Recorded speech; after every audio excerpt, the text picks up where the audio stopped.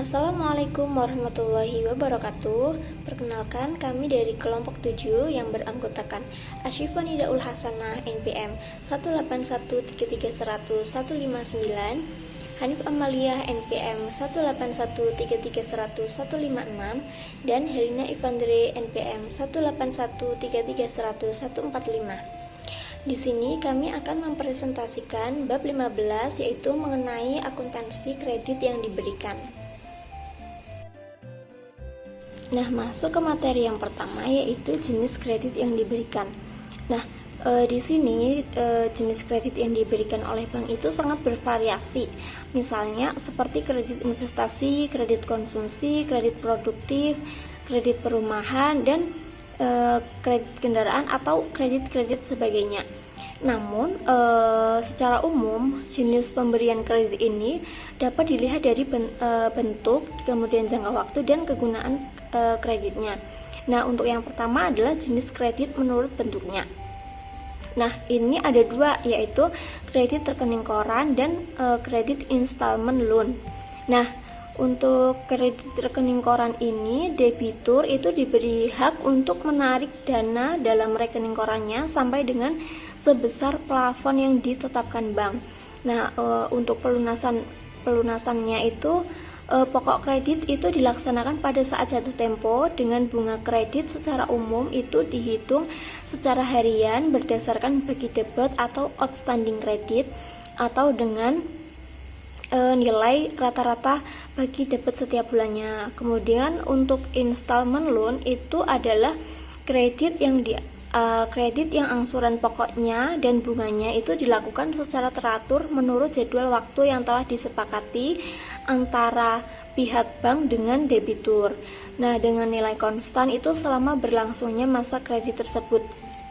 Nah, pada kredit installment ini angsuran pokok itu meningkat dan angsuran bunga itu menurun, sehingga total angsuran menjadi konstan sepanjang masa kredit. Nah, untuk yang kedua adalah jenis kredit menurut jangka waktunya.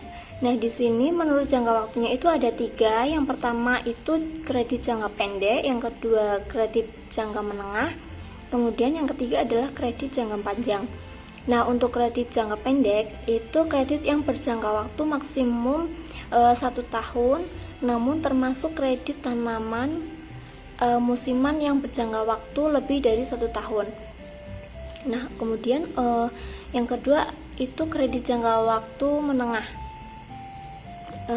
Itu kredit yang berjangka waktu antara 1 sampai dengan 3 tahun, terkecuali kredit untuk tanaman musiman. Nah, kemudian untuk kredit jangka panjang itu kredit yang berjangka waktu lebih dari 3 tahun. Misalnya itu seperti kredit produktif, kredit perumahan, dan kredit kendaraan. Kemudian yang ketiga adalah jenis kredit menurut kegunaannya. Nah, di sini ada 3. Yang pertama adalah kredit modal kerja. Kredit modal kerja itu adalah kredit yang diberikan dengan tujuan untuk membiayai modal kerja usaha, misalnya untuk pembelian barang dagangan. Kemudian yang kedua adalah kredit investasi. Nah, kredit investasi ini adalah kredit yang diberikan untuk membiayai investasi suatu usaha. Contoh misalnya kredit untuk pembangunan pabrik, kemudian pembelian mesin dan penyiapan infrastruktur lainnya. Kemudian yang ketiga adalah kredit konsumsi. Nah, kredit konsumsi ini kredit yang diberikan untuk keperluan konsumsi.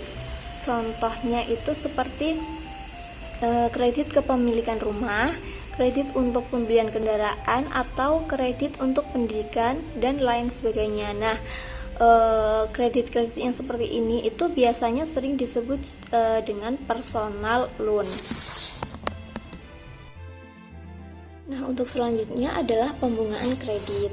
Nah, sebelum melakukan pencatatan transaksi kredit, itu sebaiknya kita perlu memahami terlebih dahulu perhitungan bunga kredit. Sebab dengan perhitungan bunga kredit itu kita dapat memilah antara angsuran pokok dan angsuran bunga. Nah, untuk yang pertama itu ada effective rate atau pembayaran anuitas. Nah, di sini praktik perkreditan itu umumnya menetapkan angsuran pokok dan bunga secara konstan selama masa kredit. Nah, sistem pembayaran yang dilakukan pada setiap selang waktu yang teratur dalam jumlah yang sama atau tetap itu disebut dengan anuitas. Nah, pada halaman 217 teman-teman bisa lihat gambar 15.1 itu adalah gambar angsuran total dengan bunga efektif. Nah, di situ digambarkan bahwa nominal angsuran bunga setiap periode atau bulan itu akan menurun, sedangkan angsuran pokok itu semakin meningkat. Nah, angsuran pokok dan bunga itu bila dijumlah setiap periodenya itu akan sama besarnya.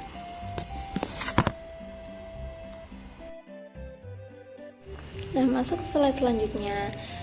Di dalam effective rate atau pembayaran anuitas itu terdapat dua jenis pembayaran. Yang pertama adalah post numerendo. Nah, post numerendo ini adalah anuitas pembayaran pada saat setiap akhir periode angsuran. Nah, kredit dengan angsuran post numerendo ini umumnya itu untuk kredit tunai. Nah, kredit tunai itu seperti yang direalisasikan dalam bentuk uang. Contohnya seperti kredit modal kerja, kredit investasi, kredit pegawai, dan yang lainnya. Nah, untuk anuitas itu sendiri itu bisa diperhitungkan dengan rumus A sama dengan M kali I dibagi 1 min 1 plus I pangkat min N, di mana A adalah anuitas, kemudian M adalah nilai kredit, dan I adalah tingkat suku bunga, dan N adalah jangka waktu kredit. Nah, untuk contohnya itu teman-teman bisa lihat pada buku halaman 218. Kemudian yang kedua adalah angsuran kredit diterima setiap awal bulan atau pre-numerando. Nah, dalam hal ini bank juga memberikan kredit non tunai seperti kredit kepemilikan rumah atau KPR, kemudian kredit mobil atau sebagainya. Nah, untuk kredit-kredit yang semacam ini baik di bank maupun lembaga pembiayaan lainnya itu menggunakan bunga efektif dengan angsuran pre-numerando atau awal bulan. Nah, sebagai contoh misalnya jika ada nasabah mengambil KPR. Nah, tentunya si nasabah tersebut itu akan dibebani uang muka atau down payment dan angsuran perdana pada saat akad kredit ditandatangani. Nah, pola pembayaran ini sebenarnya nasabah itu sendiri adalah membayar angsuran di awal bulan. Nah, untuk menentukan angsuran per bulannya itu dapat menggunakan rumus A sama dengan M dibagi 1 min 1 plus I min pangkat min N plus 1, kemudian dibagi dengan I dan dijumlah dengan 1. Keterangannya itu sama seperti yang post numerando, di mana A adalah anuitas, kemudian M adalah nilai kredit, I adalah tingkat suku bunga, dan N adalah jangka waktu. Nah, untuk contoh soalnya itu teman-teman bisa melihat buku pada halaman 220. Nah, untuk slide selanjutnya itu ada konversi bunga efektif ke bunga flat. Nah, bank dalam menentukan angsur kredit itu dapat menganut salah satu metode, namun sering menghadapi nasabah dengan berbagai karakteristik arus kas. Nah, untuk itu berdasarkan kesepakatan dengan nasabah, bank dapat mengkonversikan bunga efektif ke flat.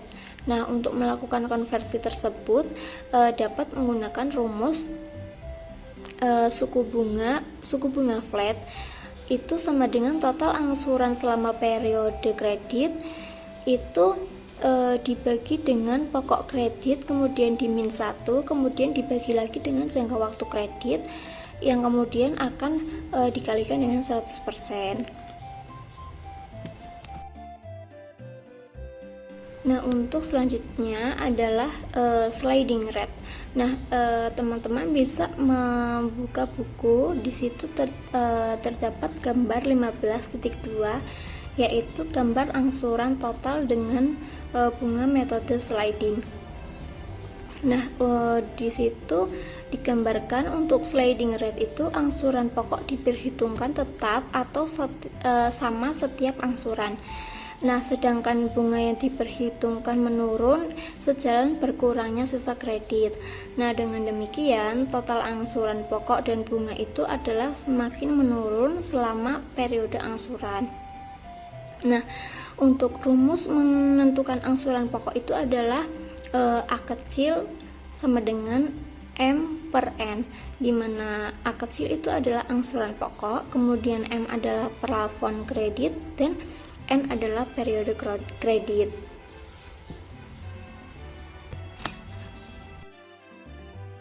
Nah, untuk slide selanjutnya itu adalah konversi bunga sliding ke flat. Nah, untuk melakukan konversi sliding ke flat itu dapat menggunakan rumus suku bunga flat sama dengan total angsuran selama periode kredit dibagi pokok kredit min 1, kemudian dibagi dengan jangka waktu kredit yang kemudian dikalikan dengan 100%. Oke, slide selanjutnya saya akan jelaskan tentang flat rate. Perhitungan bunga dengan flat rate didasarkan pada perhitungan bunga secara prorata sesuai dengan jangka waktu kredit dan nominal kredit. Praktik di bank bila menggunakan flat rate umumnya akan menentukan tingkat suku bunga yang lebih rendah dibandingkan dengan menggunakan effective rate atau sliding rate. Hal tersebut dapat terjadi karena bila menentukan tingkat suku bunga yang sama seperti pada sliding dan effective rate, maka total angsuran menjadi terlihat sangat mahal. Rumus untuk menentukan angsuran pokok dan bunga adalah sama dengan M tambah buka kurung M kali I kali T tutup kurung per N. M sama dengan plafon kredit, I sama dengan tingkat suku bunga, T sama dengan jangka waktu kredit, N sama dengan jumlah bulan angsuran selama masa kredit. Dengan mengacu contoh pada halaman 220, maka angsuran total per bulan adalah angsuran pokok bunga sama dengan 600 juta ditambah buka kurung 600 juta dikali 24% dikali 3 tutup kurung dibagi 36 sama dengan 28.666.666 rupiah,67 per bulan. Jumlah tersebut terdiri dari angsuran pokok per bulan sama dengan 600 juta rupiah dibagi 36 sama dengan 16.666.666 rupiah,67. Dan angsuran bunga per bulan sebesar buka kurung 600 juta rupiah dikali 24% dikali 3 tutup kurung dibagi 36 sama dengan 12 juta rupiah per bulan yang diangsur selama 36 bulan. Oke, slide selanjutnya saya akan menjelaskan tentang konversi bunga flat ke bunga efektif. Untuk konversi ini, kita bisa menggunakan formula sebagai berikut.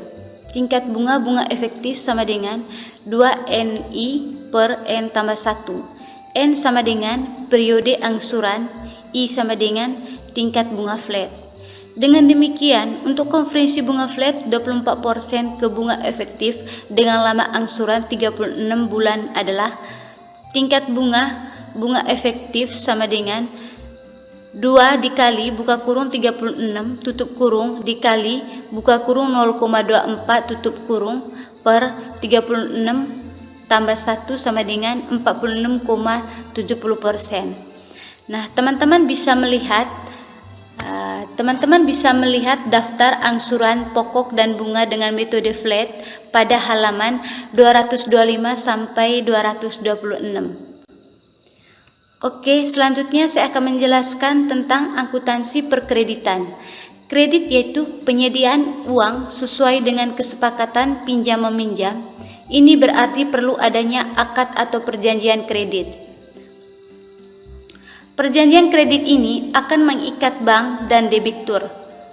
Komitmen kredit merupakan transaksi off balance sheet, yaitu transaksi yang belum mempengaruhi neraca maupun laba rugi, namun potensial untuk mempengaruhinya bila komitmen tersebut direalisasikan. Nah, contohnya, tanggal 25 April 2018, Anita Firdaus mengajukan permohonan kredit kepada Bank Mitra Niaga Semarang sebesar Rp50 juta. Aplikasi kredit disetujui pada tanggal 1 Mei 2018 dengan jangka waktu 5 tahun, tingkat suku bunga 20%. Debitur dibebani biaya provisi dan komisi 0,25%, biaya material Rp10.000, biaya penggantian barang cetakan sebesar Rp5.000, biaya administrasi Rp100.000, biaya notaris dan PPAT sebesar Rp300.000, biaya asuransi kredit Rp100.000. Perhitungan bunga dengan sliding rate. Pada tanggal tersebut, Anita Firdaus langsung mencairkan kredit sebesar Rp50 juta dengan perincian ditransfer ke cabang Cirebon sebesar Rp20 juta, terus dikreditkan ke rekening giro Anita Firdaus sebesar Rp20 juta dan sisanya tunai. Catatan untuk transaksi di atas dimulai tanggal 1 Mei 2018 ketika terjadinya realisasi kredit dan ketika terjadinya angsuran pokok dan bunga pada setiap akhir bulan adalah sebagai berikut. Pada tanggal 1 Mei 2017, DR kredit yang diberikan didebit Rp50 juta, terus dikredit tidak ada. Terus CRRAK cabang Cirebon didebitnya tidak ada, terus dikreditnya Rp20 juta. Terus CR Giro Anita Firdaus di debitnya tidak ada, di kreditnya Rp20 juta. Terus CR provisi dan komisi di debitnya tidak ada, di kreditnya Rp250.000. Terus CR persediaan biaya material di debitnya tidak ada, di kreditnya Rp10.000. Terus CR giro notaris di debitnya tidak ada, di kreditnya Rp300.000. Terus CR pendapatan administrasi di debitnya tidak ada, di kreditnya Rp100.000. CR persediaan barang cetakan di debitnya tidak ada, di kreditnya Rp5.000. Terus CR premi asuransi kredit di debitnya tidak ada, di kreditnya Rp100.000. Terus CR kas di debitnya tidak ada, di kreditnya Rp9.235.000. Terus pada tanggal 1 Juni 2018, DR Giro Anita Firdaus di debitnya Rp1.666.666,66. CR kredit yang diberikan di debitnya tidak ada, di kreditnya Rp833.333,33. CR pendapatan bunga kredit di debitnya tidak ada, di kreditnya Rp833.333,33. Terus pada tanggal 1 Juli 2018, DR Giro Anita Firdaus di debitnya Rp1.652.778,33. CR kredit yang diberikan di debitnya tidak ada, di kreditnya Rp833.333,33. CR pendapatan bunga kredit di debitnya tidak ada, di kreditnya Rp819.445. Pencatatan transaksi tersebut langsung dicatat pada rekening real dan nominal tanpa didahului pencatatan pada rekening administrasi. Hal ini dilakukan karena akad kredit dan pencairan kredit dilakukan suatu waktu (buka kurung tanggal 1 Mei 2018 tutup kurung). Sedangkan asuransi bunga setiap periode semakin menurun. Dengan demikian, total asuransi juga menurun seperti tampak pada tanggal 1 Juni dan Juli 2018.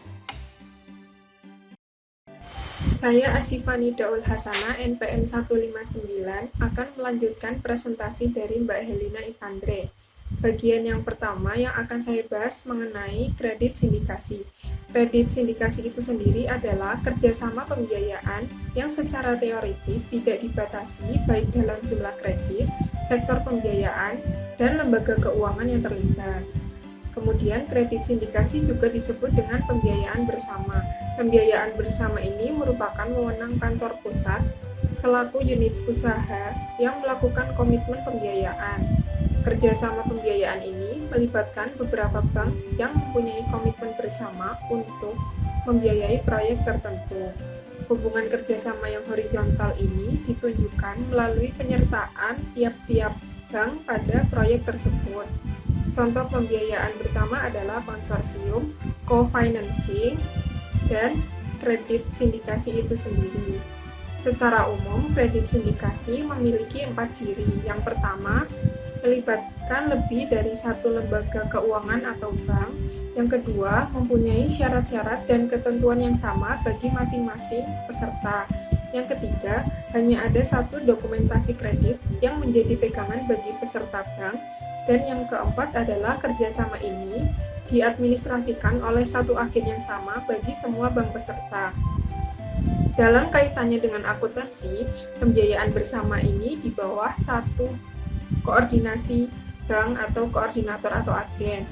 Sebagai koordinator, maka akan menerima arus dana masuk dari beberapa bank peserta yang kemudian dicatat sebagai pinjaman diterima untuk pembiayaan bersama.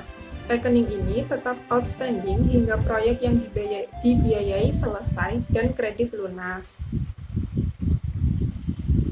Dalam pembiayaan bersama, seluruh pendapatan bunga, pendapatan provisi, dan administrasi, jumlah angsuran yang diterima, dan risiko kredit dibagi menurut bagian masing-masing bank peserta.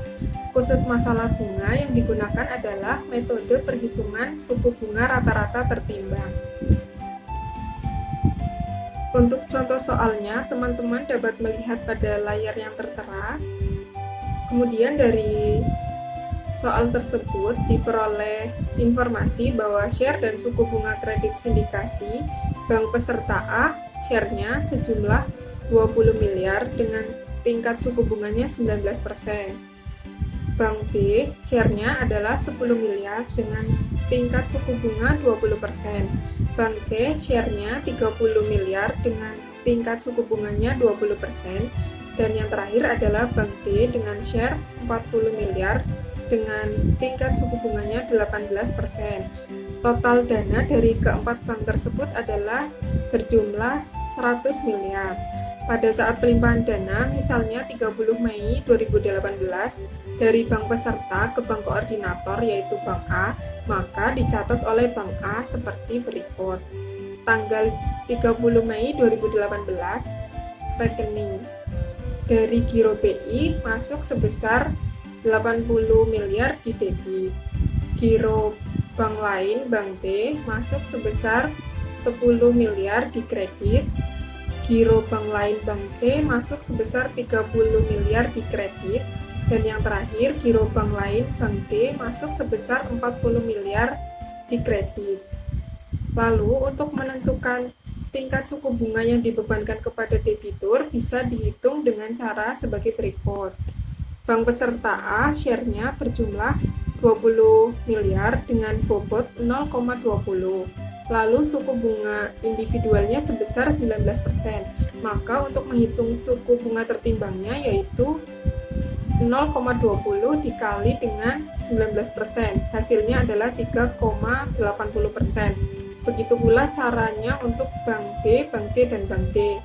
Jumlah suku bunga tertimbang dari keempat bank tersebut adalah 19,00%. Dengan perhitungan tersebut, suku bunga kredit yang dibebankan kepada debitur adalah 19%. Tingkat suku bunga ini kemudian menjadi dasar untuk menentukan nilai angsuran pokok dan bunga serta distribusi bagi masing-masing bank peserta. Dengan asumsi realisasi kredit ini, tanggal 31 Mei 2018, bank yang menanggung biaya provisi dan administrasi sebesar 80 juta, biaya asuransinya adalah 200 juta. Kemudian bunga sliding rate untuk jangka waktu 2 tahun diangsur setiap akhir bulan. Pencairan langsung dikreditkan ke rekening giro di PTX. Maka pencatatannya pada tanggal 31 Mei 2018 di Bank A tertera pada layar PPT yang sedang ditampilkan. Slide selanjutnya adalah mengenai pencatatan alokasi bunga dan pokok kredit sindikasi. Angsuran kredit sindikasi oleh koordinator bank bisa langsung dikirim atau dipindahkan ke bank peserta. Pencatatan angsuran bunga dan pokok harus dipisah rekeningnya.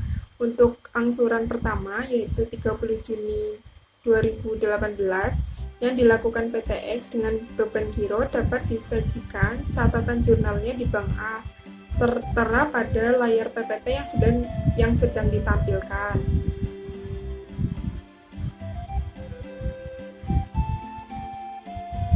Untuk jurnal pelimpahan ini hanya mengkreditkan ke masing-masing rekening bank peserta yang ada di Bank A.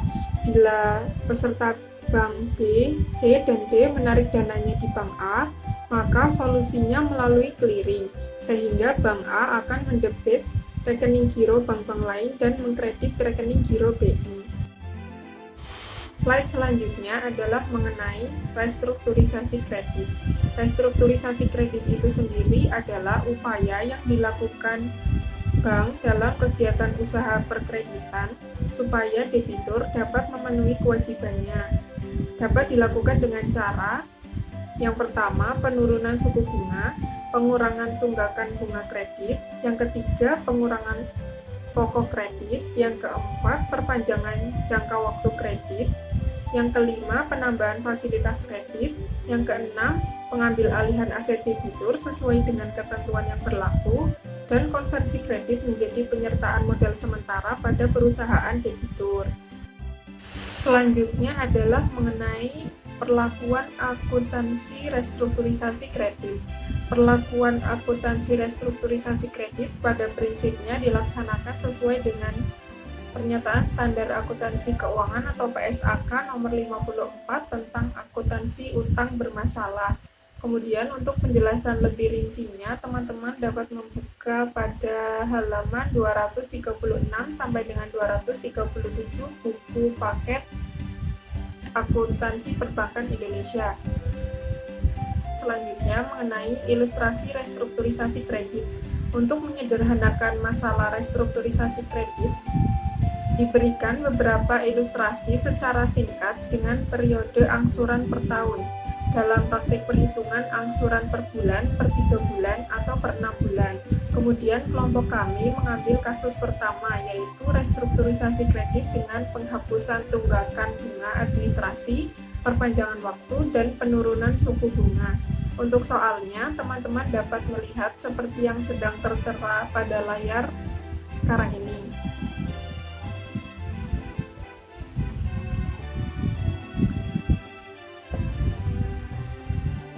Dari soal-soal tersebut diperoleh beberapa informasi, di antaranya yang pertama, tunggakan pokok sebelum restrukturisasi kredit adalah 100, setelah restrukturisasi kredit tetap 100.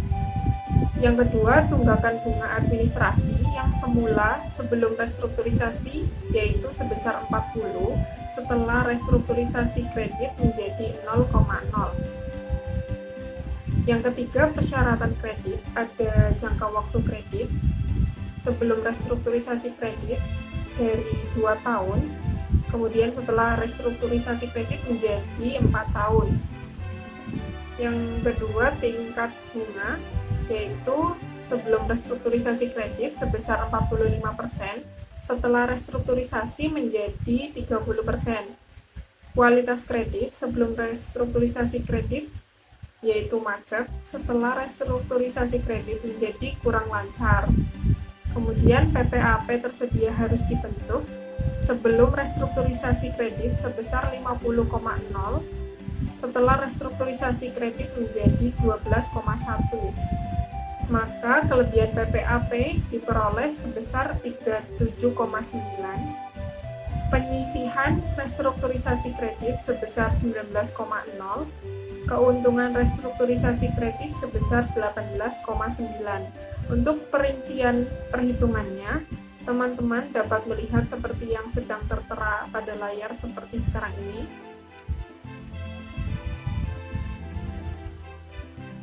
Kemudian kita beralih langsung ke jurnalnya. Ada 2 transaksi, yaitu sebelum restrukturisasi kredit dan setelah restrukturisasi kredit.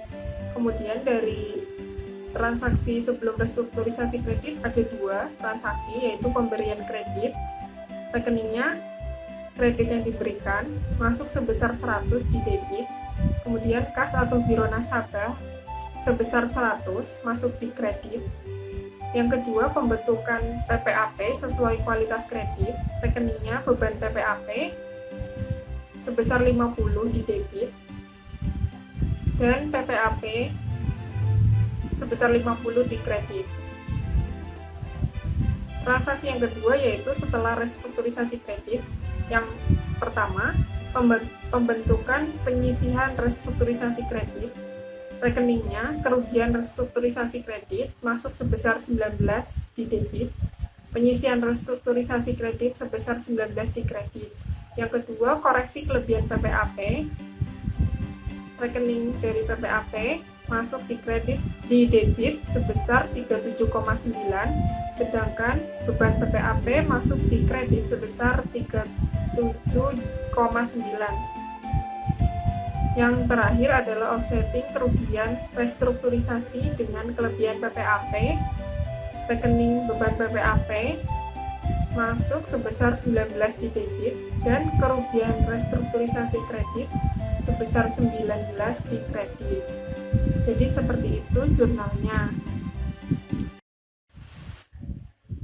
Sekian presentasi dari kelompok kami, kurang lebihnya kami mohon maaf. Wassalamualaikum warahmatullahi wabarakatuh.